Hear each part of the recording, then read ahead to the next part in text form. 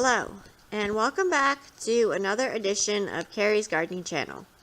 And today what I would like to talk to you about is poinsettias. What to do with them after the holiday season. Do not throw them away. You can keep them going and you can keep them alive. And this is one that we got off of a clearance rack. And it has a damaged stem here. Okay, so we have our damaged stem here. And there we go. Let me adjust it for you. And I'm not 100% sure what happened to it.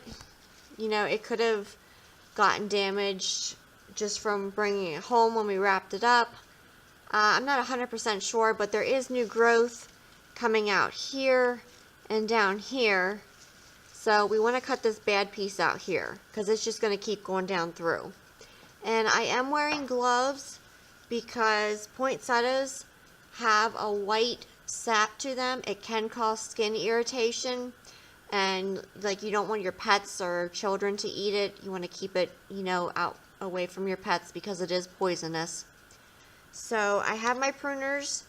I have them all cleaned up, and we're just going to cut on an angle. We're going to cut right about here on an angle because this one up here is It is, I believe, maybe we can cut it right there. We'll see what we can do here. So, I do clean my pruners with alcohol just to make sure, you know, that anything from another plant, any type of disease or anything like that would be killed before we go cut another one so nothing spreads. So, I'm just going to cut this out here. And that actually... Okay, yeah, this is going to branch out for us here.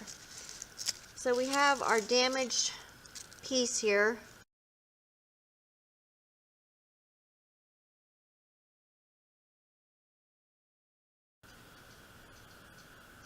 Okay, so on watering these, I usually check and feel, you know, if the soil feels moist or if it feels dry. If it feels dry, I give it some water, and I make sure, you know, that I water them until the water runs out the bottom, because you want to make sure you thoroughly wet them when you do water them. Now, I do not let my plants sit in water. That's something that I don't do. I throw off the excess. And for fertilizing, for feeding it, you can give it a 15-30-15 plant food. They really seem to like that.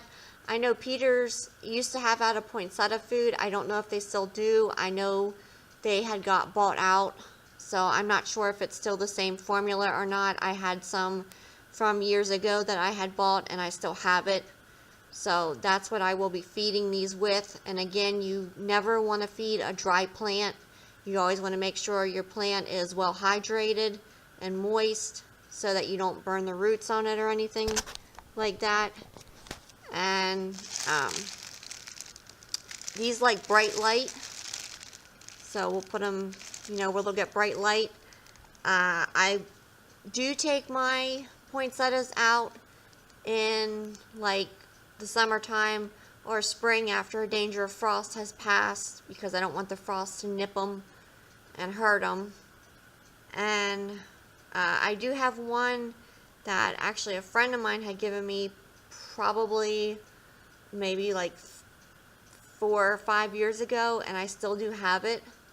And I take it outside, I bring it in before a frost hits. You can prune them down, it'll make them more bushier and they'll come back. I believe they need 6 weeks, I think it is, of 12 hours of darkness to rebloom again. Now, the 15-30-15 plant food should help them with reblooming. The blooms are actually these little things down here, the little yellow, when they're yellow, that's actually the blooms. It's not the foliage. The foliage is just another added beautiful benefit of them. And this one here is actually, let me see here.